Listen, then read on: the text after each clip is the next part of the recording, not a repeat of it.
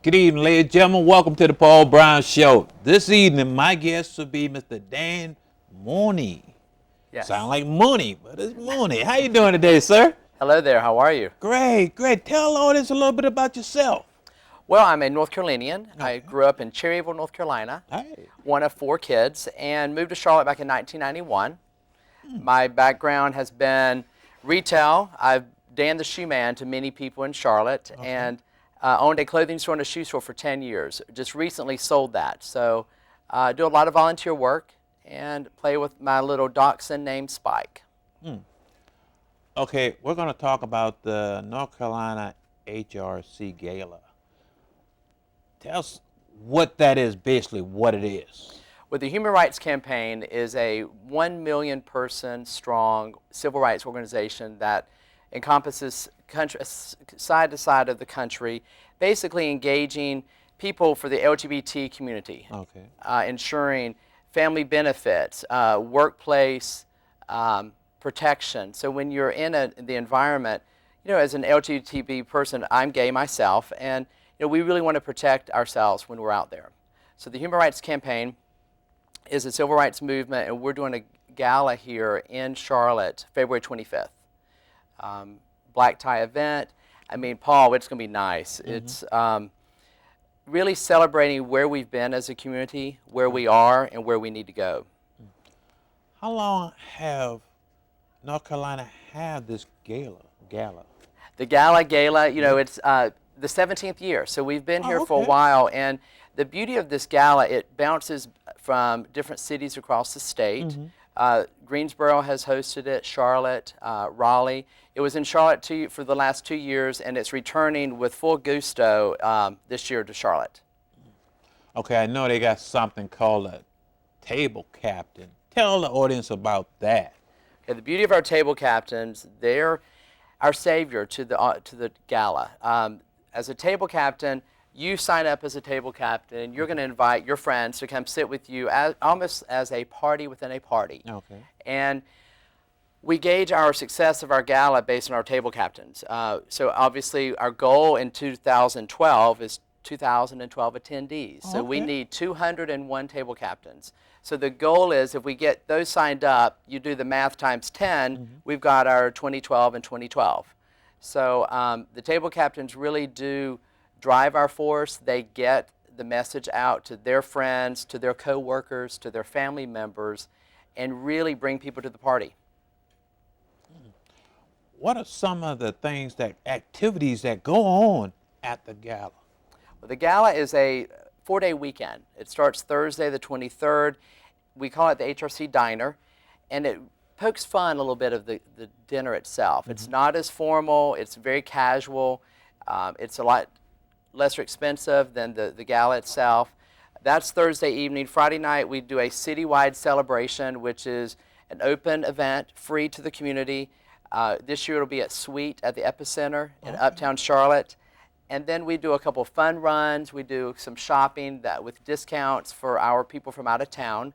And then Saturday evening, we kick it off with full force at the Charlotte Convention Center at 5 p.m. with a silent auction. Then there's the gala. Then there's an after party. And then Sunday, for those of us who are still standing, we do a little recovery brunch that will be free to those who attend. Okay, you say recovery brunch. What do you mean by that? Well, recovery, if you have a little bit too much fun the night before, I mean, just more of a kind of a farewell to the ones who are visiting from out of side of Charlotte. I mean, we'll pull from Wilmington and even Charleston, Columbia, Asheville. So we really do bring in so many people from across the state, and it's kind of our, saying goodbye to new friends, saying goodbye to old friends. And that generates a lot of income to the city of Charlotte as well. We spend a lot of money when we're in town, and the great thing about it, it really does bring the attention to Charlotte. Correct. And really sells our Queen City, who we love. I mean, I love our city we live in. Our city has been very kind to us, and it's a good way to show us on the proper foot. Okay, tell us some of the guests that you've had in the past as far as at your shows. Well, we do two forms of celebrities. One would be more of a keynote speaker, and then we have entertainment per se. We've had Jane Lynch from Glee, who was back in the day before she got this big job with Glee as Sue Sylvester. We've had Leslie Jordan, Beverly Leslie, the character from Will and Grace. Oh, okay. We've had Clay Aiken, who lives in Raleigh. He was actually at our dinner 2 years ago as a keynote speaker, mainly talking about the LGBT community, whether they're a member or whether they're an advocate for the community. Entertainment, we've had Jennifer Holliday back in the day in 2007 when Dreamgirls, the movie, Correct. was out. Jennifer Holliday was the first Emmy winner for Effie, and she came and performed in Charlotte. I think all grown men were crying during that performance. It was amazing. We've had other entertainment, Frenchie Davis from American Idol, and I'm drawing a blank on other people. But the beauty of it is, for 17 years, we really do bring people to Charlotte, and Cyndi Lauper has been here before. I mean, entertainers of that caliber. What do you like most about the gala to yourself? Well, for me personally, it's about bringing people in the room to hear the message of the Human Rights Campaign. I mean, we can, as we say, preach to the choir all we want, but sometimes we need to bring in new people to the congregation. And, it really is, it's very edifying for me to be a gay man in Charlotte and to be living in North Carolina, to know that many people are there for my rights. They validate me as a person. And, and at the end of the day, Paul, we're just looking to be loved and to have validation for the love we want. And we're not trying to take away someone's rights. We're just saying, can we have the same? And what I take away from that gala, it recharges me. It gives me faith that one day we will be, the norm, and which I feel like we're the norm now personally, but it really does send that message that people are fighting for us. Okay, looking back 5 years from now to now, what do you see is the big difference between, the LGBT and, community? You mean 5 years from now, 5 years ago to now? Correct. I think that we've made some very positive strides in our community about, reaching out to our straight allies and saying, we need you to speak up for us. Sometimes a straight ally has a stronger voice than 5 of us. But I feel that it's becoming a non-issue as our younger generations grow up. I have nephews and nieces that are in their teens, and they're seeing a whole different world than I saw. I mean, I'm in my 40s now, and they're seeing a whole new world that, I have faith in their generation that, we've come so far along. And, I think our city as a whole has stepped up, and North Carolina has stepped up. I mean, we're stepping back sometimes too with the amendment that's being proposed in May, but in the same breath, we have the larger corporations that are coming in from outside saying, this is kind of how we do business, and this is how we extend domestic partner benefits to all people, not just the LGBT community, but we want to make it all inclusive, and I think Charlotte as a whole is doing that. Do you feel like you're getting the support from not only the politicians but the community leaders in your movement? Can I say yes, no, and maybe on that one? That's up to you. Yes. We are and we aren't. I think that we've done a great job as a state, but we haven't done a great job as a state, and I think it depends on the different issues. Do I have faith that we will get there one day? Without a doubt. I wouldn't be here sitting with you today talking about this gala that's coming up in February if I didn't believe that. And for the generations coming after me, will they have a better life? I'm putting my life on it, and I'm doing this because I believe in the cause. I believe in the organization. I like to network people together, and I'm a connector, and I want to connect as many people around this cause. And I think that, bringing our politicians in, engaging them one-on-one. I was having a conversation with a friend prior to your show about not standing on the outside of the opposition, but actually stepping in and saying, how can we work together so that you get to know me, I get to know you, and we meet somewhere in the middle. So I think that's where I think Charlotte really is doing what they need to do, but they also have opportunity.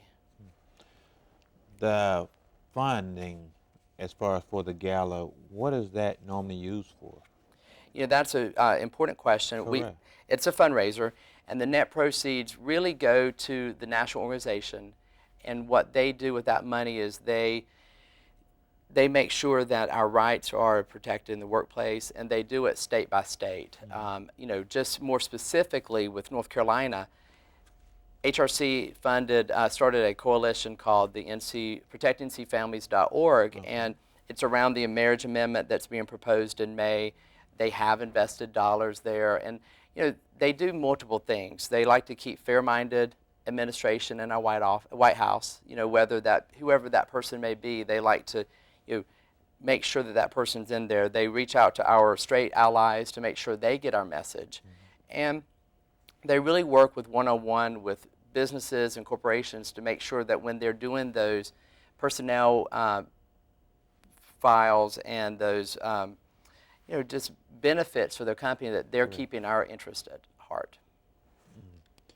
What is the Note Against Amendment 1 movement in North Carolina? It's kind of a boo-boo that's kind of, that's the no part of, is our community doing what they need to for the LGBT community? Okay. It's an amendment that's proposed in May that would define marriage between a man and woman. They're selling that as a gay issue, against gay marriage, but really what that means, Paul, is if the amendment is passed and it goes into our Constitution, it would define marriage between a man and a woman. But what that means is it dissolves any civil unions or domestic partner benefits or domestic partners that exist. What that means to you, straight ally, you may have a girlfriend, you work for a bank here in North Carolina that offers domestic partner benefits. Okay. They have to take those away if this amendment passes. So it's not just a gay issue, it's everybody's issue of a civil rights movement that is being sold one way, but it really in reality is not necessary. So obviously that's kind of a slam against North Carolina, because what that means is it sends a message to the rest of the world that we may not be as inclusive as we say we are if this amendment gets into the Constitution. Okay, you've been in Charlotte for, you said, 17 years. What have you found to be the best things that you've had experience as far as in Charlotte? I think the people. We've got great people in the city. We do. I mean, we've got great people, and you want to gravitate to those people. And I think I think Charlotte is progressive enough. I think that we've come a long way in the last 10 years. But I remember the day that South Park Mall was our only forms of retail, and now we've got national chains involved. We've got more small businesses that are out there in the retail world, in restaurants. But I think if you back it all out, the people make our city. And I think it's a nice melting pot because of the B of A's or the Bank of Americas that have moved here, although Wells Fargo have moved their people here, because it just keeps mixing us together, and it becomes a nice melting pot, a fondue of people. I know we talked about the gala. What other type functions that you are involved in? I'm kind of busy. I've done work for Regional AIDS Interfaith Network, and we did gay bingo for 10 years, raised close to $1 million for that organization. Did AIDS Walk. I started an event called Brief. It's a men's underwear fashion show that benefits cystic fibrosis. Because me as a gay man, I don't want to always fund or raise money for our LGBT-minded charities. I want to reach across the aisle, as our current president talks about, to those that may not be always on your side, to say, let me help you raise money for one of your causes. And then together we work together. You get to know me, I get to know you, and in the end, without raising money, beyond raising money, we make a friend.